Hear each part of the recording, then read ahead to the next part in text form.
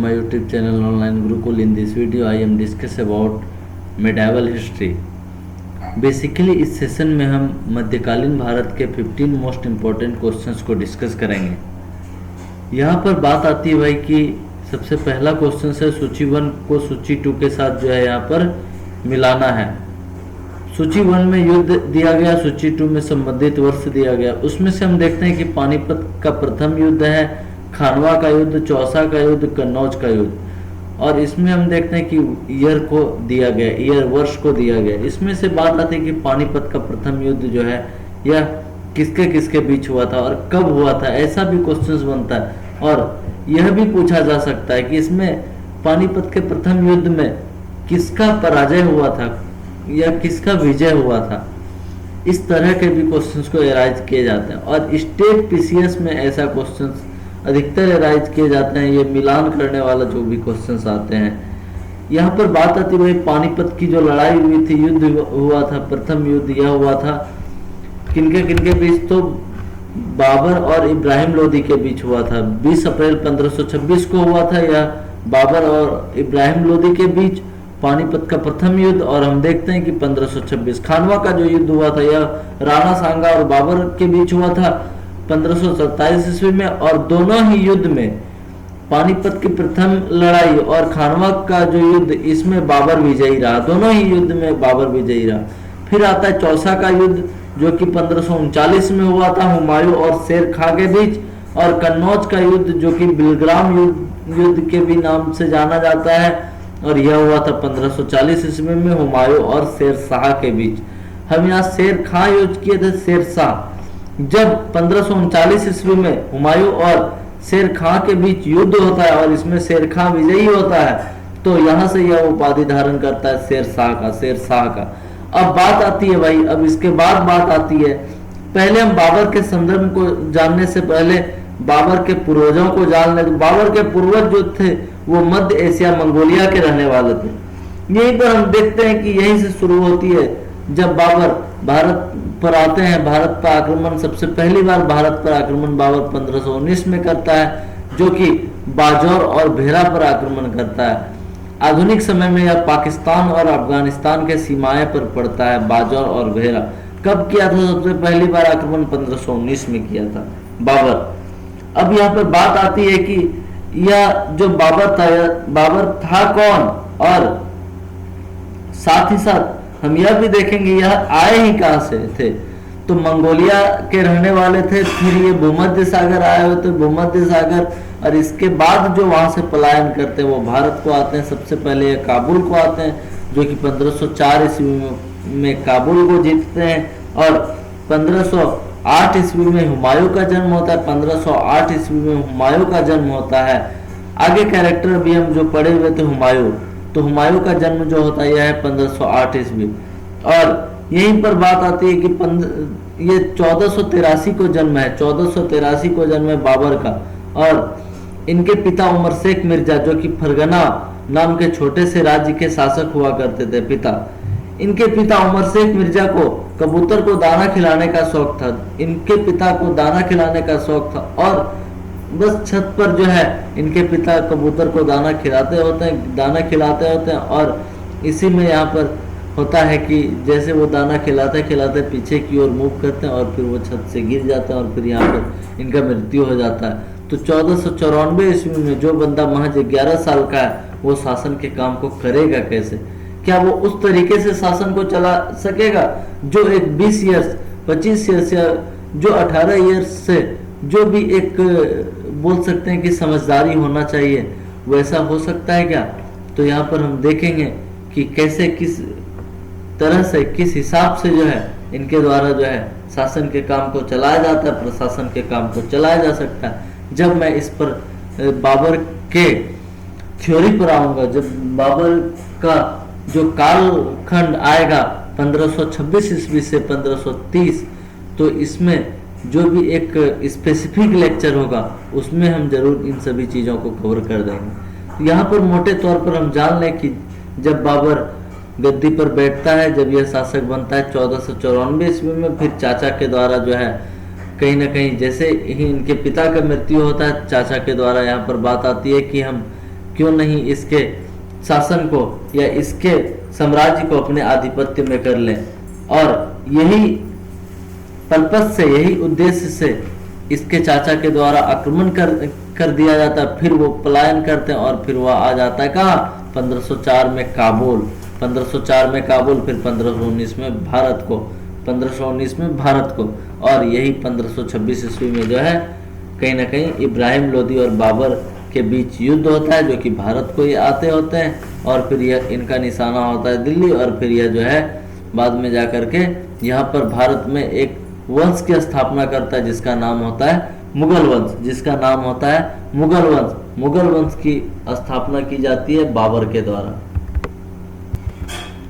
बाबर महज इतिहास के पन्नों में पढ़ने के लिए ही नहीं है, उसके जीवनी को अध्ययन करने पर लगेगा कि ऐसा भी कोई कैरेक्टर हो सकता है। ये वो कैरेक्टर है जिसने यह साबित कर दिखाया कि मानव कभी गरीब नहीं हो सकता। परिस्थितियों और हालत में गरीबी हो सकती है, लेकिन जिसको प्रकृति ने 2 हाथ, 2 पैर, 2 आंख और स्वस्थ शरीर दिया है, वह परिस्थितियों से रूबरू होना एक इतिहास रच सकता है। मतलब बोल सकते हैं कि परिस्थितियों से रूबरू होकर जो है वो एक इतिहास रच सकता है, और वो कैरेक्टर है बाबर। और इस पर जो है जब हम 1526 से 30 बाबर, हुमायूं, अकबर, जो भी एक स्पेसिफिक कैरेक्टर पर लेक्चर को बनाएंगे उसमें हम इस पर डिटेल डिस्कस करेंगे। यहाँ पर मेनली बात आ रही है कि कैसे बाबर 1504 में काबुल को जीतता है, फिर उसके बाद आगे बढ़ता है, फिर वह भारत पर आक्रमण करता है, फिर भारत में देखा जाता है यहाँ पर कि मुगल साम्राज्य का नींव रखा जाता है। किनके द्वारा, तो बाबर के द्वारा, बाबर के द्वारा। तो यहाँ पर देख सकते हैं हम पानीपत की लड़ाई, प्रथम युद्ध जो हुई थी बाबर और इब्राहिम लोदी के बीच हुई थी, पानीपत की प्रथम युद्ध। और खानवा का जो युद्ध हुआ था 1527 ईस्वी में हुआ था, 1527 ईस्वी में। यहाँ देख सकते हैं जो ए नंबर का ये मिलाया जा रहा है वो 1526, ए का 2 हो रहा है, ए का 2 मतलब ये भी हो सकता है आंसर, ये दोनों नहीं हो सकता। अब यहाँ पर बात आती है खानवा का युद्ध जो हुआ था यह 1527 1, यानी कि बी का जो है ये होगा 1, यानी कि ये नहीं होगा। तो इस हिसाब से आंसर जो होगा यह हो जाएगा 2143, मतलब कि पानीपत का प्रथम युद्ध 1526।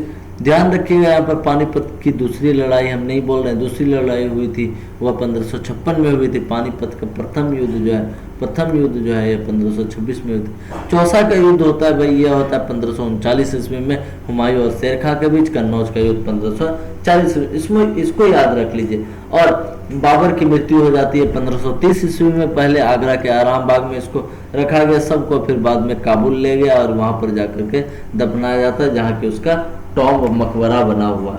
नेक्स्ट क्वेश्चन है भाई, तुजुक ए बाबरी का जो लेखक है, यानी कि कह सकते हैं अकबर नामक के जो लेखक, बाबर नामक के जो लेखक हैं, यह है बाबर। यह है कौन, बाबर। और तुजुक ए बाबरी को जो लिखा गया है, खूब पूछता है एग्जाम में, सेटर का पैटेंट है यह क्वेश्चन जो है फारसी में लिखा गया। किसमें, फारसी में। और यहीं पर बात आती है कि बाबर नामा जो लिखा गया था वो किनके द्वारा था, यह बाबर के द्वारा लिखा गया था। बाबर नामा जो लिखा गया था यह बाबर के द्वारा लिखा गया था। और अगर बात किया जाए तो इसका 1494 से लेकर के जब से शासक बना 1503 तक को पहले हिस्से में रखा गया, पूरे को 3 हिस्से में बांटा गया। फिर 1504 काबुल से लेकर के अगर 1525 तक बात की जाए फिर इसको रखा गया दूसरे हिस्से में, और तीसरे हिस्से में रखा गया 1526 से लेकर के बाबर के मृत्यु पूर्व तक के घटनाएं को, कालखंड को।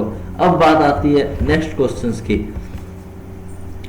मुगल काल में शेरमंडल निम्नलिखित में किससे संबंधित था। मुगल काल में जो शेरमंडल था यह हुमायूं का पुस्तकालय हुआ करता था, और हुमायूं का जन्म होता है 1508 में, और यही 12 वर्ष की अल्पायु में जो है बदख्शां का सूबेदार नियुक्त कर दिया गया। सूबेदार मतलब सीएम। इस समय आधुनिक युग के सीएम के दर्जे का यहाँ पर मान सकते हैं, जो कि मुख्यमंत्री हुआ, सूबे जो कि राज हुआ करते थे, सूबे के जो मालिक हुआ करते थे वो है सूबेदार। तो अगर देखा जाए तो बाबर के नेतृत्व में लगभग सभी अभियानों में हिस्सा लिया गया था हुमायूं के द्वारा। और बाबर जो है अपने मौत से पहले हुमायूं को अपना उत्तराधिकारी घोषित कर देता है। बाबर के 4 बेटे हुमायूं, कामरान, अस्करी और हिंदाल, यह 4 बेटे में से बाबर हुमायूं बड़े हैं। कौन, हुमायूं। और बड़े बेटे को जो है यहाँ पर उत्तराधिकारी घोषित कर दिया जाता है। किसको, हुमायूं को। और यहीं पर बाबर बोला था कि कभी सत्य को लेकर के संघर्ष मत करना, भाई भाई में कभी संघर्ष मत करना। इसलिए यह एक सभ्य तरीके से जो है कहीं ना कहीं सत्य को बांट देता है, सत्य को बांट देता है। चारों भाइयों के मध्य जो है सत्ता का बंटवारा कर दिया गया, किनके द्वारा? हुमायूं के द्वारा। अब यहाँ पर बात आती है, पुस्तकालय का निर्माण करवाया था और उसको बोला जाता था शेरमंडल। कौन? हुमायूं। नेक्स्ट क्वेश्चन है भाई, हुमायूं के संदर्भ में निम्नलिखित कथनों पर विचार कीजिए। 1530 में आगरा की गद्दी पर बैठा कौन? हुमायूं। और पूर्वी भारत का प्रवेश द्वार कहे जाने वाले चुनार दुर्ग पर घेरा डालते समय उसका सामना किससे होता? शेर खां से होता है, शेर खां से होता है। और यहाँ पर अब क्वेश्चन आता है, उपर्युक्त कथनों में कौन सा कथन सत्य है, कौन सा कथन सत्य है? तो यहाँ पर दोनों ही कथन सत्य हैं, दोनों ही कथन सत्य हैं। बाबर की मृत्यु के बाद जो है 1530 में हुमायूं जो है शासक बनता है और 1532 में जब वो दोहरिया 1532 में जब वो दोहरिया और चुनार दोहरिया और कालिंजर पर आक्रमण करता होता है, कालिंजर को जीत लेता है, साथ ही साथ दोहरिया को भी जीत लेता है। अब चुनार की बात आती है यहाँ, जो कि चुनार बोला गया यहाँ पर, चुनार जो कि दुर्ग है, जो कि किला है। और चुनार का घेरा के समय जो है जब शेर खां इसके ताकत को देखा, जब इसके तोप को देखा, जब इसके सैनिकों को देखा, तो शेर खां समझ गया कि हम इससे सकेंगे नहीं। और इसी कारण से अगर देखा जाए तो शेर खां के द्वारा अधीनता मान ली जाती। किसकी? तो हुमायूं की अधीनता मान ली जाती। और यहीं पर जो है शेर खां के द्वारा अपने पुत्र कुतुब खां को हुमायूं की सेवा में भेज दिया जाता है। किसको? कुतुब खां को। नेक्स्ट क्वेश्चन है भाई, मोहम्मद गजनी के संदर्भ में निम्नलिखित कथनों पर विचार कीजिए। उसने 1025 ईस्वी में सोमनाथ मंदिर पर आक्रमण किया, वह भारत पर मुस्लिम शासन स्थापित करना चाहता था। तो यहाँ पर हम देखते हैं कि यहाँ पर केवल एक जो है यह कथन सत्य है, क्योंकि हम देखते होते हैं कि भारत पर जो आक्रमण किया गया है वह 1025 ईस्वी में सोमनाथ मंदिर पर आक्रमण करता है। कौन? तो 1025 ईस्वी में सोमनाथ मंदिर पर आक्रमण करता है मोहम्मद गजनवी। और यहीं पर हम देखते हैं कि उन लोगों का जो पेशा था, मोहम्मद गजनवी का जो पेशा था, वह लूटमार की प्रवृत्ति हुआ करती थी। और यही लूटमार की प्रवृत्ति की वजह से देखा जाए तो आसपास के लोग भी बहुत भयभीत हुआ करते थे, भयभीत रहा करते थे। और यहीं पर अगर देखा जाए तो वह उनका प्रवृत्ति हुआ करता था कि मंदिरों को नष्ट करना, हिंदू मंदिरों को नष्ट करना और उसके बाद धन लूट करके जो है फिर वापस चले जाना। कहीं ना कहीं ऐसा भी देखने को मिलता है कि सैनिकों के खर्च को पूरा करने के लिए भी जो है यह आक्रमण करते होते थे। और जो है यह लूट मार की प्रवृत्ति जो है इनके जहन में दिखाई पड़ता है। नेक्स्ट क्वेश्चन है भाई, मोहम्मद गजनी ने भारत पर 17 बार आक्रमण किए। वह भारत में मुस्लिम शासन स्थापित करना चाहता था। अस्थाई की बात की जा रही है, अस्थाई मुस्लिम शासन स्थापित करना चाहता था। तो मोहम्मद गजनी के द्वारा जो भारत पर आक्रमण किया गया वो टोटल 17 बार आक्रमण किया गया और बाबर 7 बार। लेकिन अगर देखा जाए तो बाबरनामा में जो उल्लेख किया गया वह 5 बार का उल्लेख किया गया, बाबरनामा में 5 बार का उल्लेख किया गया। अब बात यहाँ पर आती है कि क्या वह भारत में अस्थाई मुस्लिम शासन स्थापित करना चाहता था? तो नहीं, वह भारत में अस्थाई मुस्लिम शासन स्थापित नहीं करना चाहता था, बल्कि वह जो है बस आता था लूटपाट करके फिर वह वापस अपने देश को लौट जाता था। इसलिए यहाँ देखते हैं कि ये सत्य है, किंतु आर जो है यह नीचे वाला जो कथन है यह असत्य है। नेक्स्ट क्वेश्चन है, शाहनामा के लेखक कौन है? तो यह फिरदौसी है। शाहनामा के जो लेखक है और इसे फारसी भाषा में लिखा गया। किस भाषा में? फारसी भाषा में। नेक्स्ट क्वेश्चन है, तराइन का जो सेकेंड वॉर हुआ था, तराइन का दूसरा युद्ध 1192 ईस्वी में हुआ था। और यहीं पर हम देखते हैं कि यह किसके किसके बीच? तो मोहम्मद गौरी और पृथ्वीराज चौहान के बीच होता है। और जिसमें अगर बात किया जाए पृथ्वीराज चौहान की हार हो जाती है, पृथ्वीराज चौहान की हार हो जाती है। 1191 ईस्वी में जो हार हो गया था किसका? गौरी का। 1191 ईस्वी में तराइन का जो प्रथम युद्ध हुआ था यह भी गौरी और पृथ्वीराज चौहान के बीच युद्ध हुआ था, और इसमें जो हार होती है गौरी की हार होती है, और इसी का बदला लेने के लिए फिर से सराइन का दूसरा युद्ध होता है जिसमें कि गौरी विजयी होता है और पृथ्वीराज चौहान की हार हो जाती इस बार। अब आगे क्वेश्चन है, नेक्स्ट क्वेश्चन है, किस भारतीय शासक ने मोहम्मद गौरी को सबसे पहले पराजित किया था? यह शासक था भीम द्वितीय, जो कि गुजरात का शासक हुआ करता था, और मोहम्मद गौरी को जो है माउंट आबू पर्वत के निकट जो है सबसे पहले बार पराजित किया गया, भीम द्वितीय। नेक्स्ट क्वेश्चन है भाई, मोहम्मद गौरी ने भारत पर अंतिम आक्रमण किस जाति के विरुद्ध किया था? यह खोखर जाति के विरुद्ध जो है मोहम्मद गौरी के द्वारा अंतिम आक्रमण किया गया था। और हम देखते होते हैं कि लाहौर और गजनी के बीच जो संचार मार्ग बंद कर दिया, तो खोखरों को तो खोखर जनजाति, तो खोखरों को सबक सिखाने के लिए गौरी के द्वारा 1206 ईस्वी में खोखरों पर अंतिम आक्रमण यह इसका था। और यही देखते हैं कि 1206 में मोहम्मद गौरी की यहाँ पर मृत्यु हो जाती है, और इसके बाद जो इसका दास और गुलाम हुआ करता था कुतुबुद्दीन ऐबक, वह शासक बनकर आता है, जो कि लाहौर के जनता के द्वारा कुतुबुद्दीन ऐबक को आमंत्रित किया जाता है शासक बनने के लिए। और फिर यहाँ पर जो शासक उभर करके आता है वह कौन? वह आया कुतुबुद्दीन ऐबक, और जिनके द्वारा जो है गुलाम वंश की स्थापना की गई, और इसे दिल्ली सल्तनत के रूप में भी जाना जाता है। दिल्ली सल्तनत क्यों? क्योंकि शासन का संपूर्ण जो साम्राज्य का शासन का जो कह सकते हैं केंद्र बिंदु था यह दिल्ली था, और इस वजह से इसको बोला गया दिल्ली सल्तनत। गुलाम वंश क्यों? क्योंकि कुतुबुद्दीन ऐबक जो था यह खुद एक गुलाम था, खुद एक दास हुआ करता था, इसलिए इसे बोला गया ममूलक वंश, गुलाम वंश। नेक्स्ट क्वेश्चन है, सर्वप्रथम किस मुस्लिम शासक ने अपनी राजधानी दिल्ली स्थानांतरित की?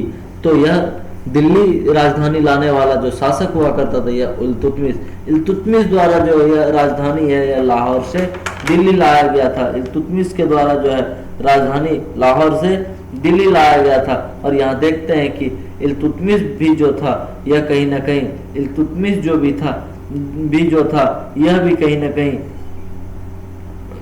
कुतुबुद्दीन ऐबक का गुलाम था। कुतुबुद्दीन ऐबक का गुलाम था कौन? इल्तुतमिश। इसके बाद का क्वेश्चन है, वास्तविक शासक के रूप में अगर जाना जाए दिल्ली सल्तनत के वास्तविक संस्थापक, तो यह कौन थे? यह इल्तुतमिश हुआ करते थे। लेकिन दिल्ली सल्तनत का अगर शासक पूछा जाए या कह सकते हैं कि संस्थापक पूछा जाए, फिर ये हो जाएंगे कुतुबुद्दीन ऐबक। अब यहाँ पर बात आती है कि इल्तुतमिश दिल्ली सल्तनत का वास्तविक संस्थापक 1210 से 36-26 वर्ष तक शासन, और इसके बाद जो है कहीं ना कहीं रजिया सुल्तान बनती है शासिका। लेकिन इसके पहले जो है आराम शाह बनता है राजा, इसके शासक जो बनता है आराम शाह बनता है, फिर इल्तुतमिश बनता है। और इस हिसाब से देखा जाए तो यहाँ पर दिल्ली सल्तनत का इस तरीके से फिर शासक आते रहते हैं। नेक्स्ट क्वेश्चन है, कुतुबुद्दीन ऐबक के संबंध में निम्नलिखित कथनों पर विचार कीजिए। यह एक तुर्क गुलाम था, उसने तराइन युद्ध के बाद भारत में सल्तनत का विस्तार किया, उसने दिल्ली को अपनी राजधानी बनाया। यह एक तुर्क गुलाम था। इसमें बोला जा रहा है कौन सा कथन असत्य है? यहाँ क्वेश्चंस को देखिए, असत्य है। तुर्क गुलाम था यह सत्य है। दिल्ली को राजधानी बनाया असत्य है। तराइन युद्ध के बाद भारत में सल्तनत का विस्तार किया, और यह भी क्या है? यह सत्य है। यह भी क्या है? यह सत्य है। और यहीं पर बात आती है दिल्ली को अपनी राजधानी बनाया, तो दिल्ली को अपनी राजधानी यह नहीं बनाया था, बल्कि यह राजधानी अपनी बनाया था। किसको? लाहौर को अपनी राजधानी बनाता है। लाहौर को जो है अपनी राजधानी बनाता है, और यह जो है कहीं ना कहीं इसके बाद जो है जो राजधानी बनाया जाता है दिल्ली, वह इल्तुतमिश के द्वारा जो है राजधानी लाहौर से दिल्ली लाया गया, जो कि प्रथम सुल्तान है जो कि राजधानी को दिल्ली स्थानांतरित किया गया। नेक्स्ट क्वेश्चन है, सिजदा और पैबोस की जो रस्म है दिल्ली सल्तनत के किस शासक ने आरंभ किया था? यह बलबन शासक है जो कि सिजदा और पैबोस की रस्म को लाया। और देखते होते हैं कि अमीरों पर नियंत्रण के लिए बलबन ने सिजदा और पैबोस की शुरुआत की। सिजदा का अर्थ होता है भाई राजा को दंडवत प्रणाम करना, और पैबोस राजा के कदम चूमना। यह सिजदा और पैबोस का अर्थ होता है। सिजदा और पैबोस का अर्थ होता है। नेक्स्ट क्वेश्चन है, भारत में गुलाम वंश का संस्थापक के रूप में जाने जाते हैं, यह कौन? कुतुबुद्दीन ऐबक, लेकिन वास्तविक संस्थापक हो जाएगा इल्तुतमिश। वास्तविक रियल देखा जाए तो यह हो जाएगा इल्तुतमिश। नेक्स्ट क्वेश्चन है, कुतुबुद्दीन ऐबक की मृत्यु किस कारण से हुई थी? चौगान पोलो खेलते समय घोड़े से गिर जाने के कारण जो है कुतुबुद्दीन ऐबक की मृत्यु हो जाती है। कब? तो 1210 ईस्वी में, 1210 ईस्वी में इसका मृत्यु हो जाता है। और यहाँ पर देखते होते हैं कि कुतुबुद्दीन ऐबक जो है एक महत्वपूर्ण कैरेक्टर के रूप में उभरता होता है और कहीं ना कहीं गौरी के बाद जो शासन का बागडोर संभालता है वह कौन? वह कुतुबुद्दीन ऐबक। और यह अपनी राजधानी लाहौर ही रखा जबकि इल्तुतमिश दिल्ली लाया। अब हम एक बार पूरे स्लाइड को डिस्कस कर लें भाई। सबसे पहले पूरे स्लाइड को एक बार हम डिस्कस कर लें। सबसे पहले बात आती है कि यहाँ पर कि पानीपत का प्रथम युद्ध 26 में हुआ, 1526 ईस्वी में हुआ, जबकि खानवा की जो लड़ाई हुई थी, खानवा का जो युद्ध हुआ था यह हुआ था 1527। चौसा का युद्ध 1539 किसके बीच? हुमायूं और शेर खां के बीच। कन्नौज का युद्ध 1540 ईस्वी में हुआ था। यहीं पर बाबर का जन्म 1483 ईस्वी में और 1494 ईस्वी में बाबर शासक बनता है, क्योंकि बाबर के पिता जो है उमर शेख मिर्जा, इनका मृत्यु हो जाता है और फिर यह शासक के रूप में आते हैं कौन? बाबर। और यहाँ पर हम देखते होते हैं कि इसके बाद जो है कहीं ना कहीं जो चंदेरी का युद्ध हुआ था, घाघरा का युद्ध हुआ था, यह बाबर और मेदिनी राय के बीच चंदेरी का युद्ध बाबर और अफगान के बीच हुआ था। यह युद्ध जो था 1529 का था और 1529 में जो हुआ था बाबर और अफगान के बीच। चारों युद्ध जो है बाबर का जो चारों युद्ध था 26, 27, 28, 29, चारों युद्ध में बाबर विजयी होते हैं, जबकि ये दोनों युद्ध में जो है यह विजयी होते हैं शेर खां। ठीक। नेक्स्ट क्वेश्चन है, तुजु के बाबरी के लेखक कौन है? तुजु के बाबरी के जो लेखक है यह बाबर है, जो कि बाबर नाम फारसी भाषा में लिखा गया है।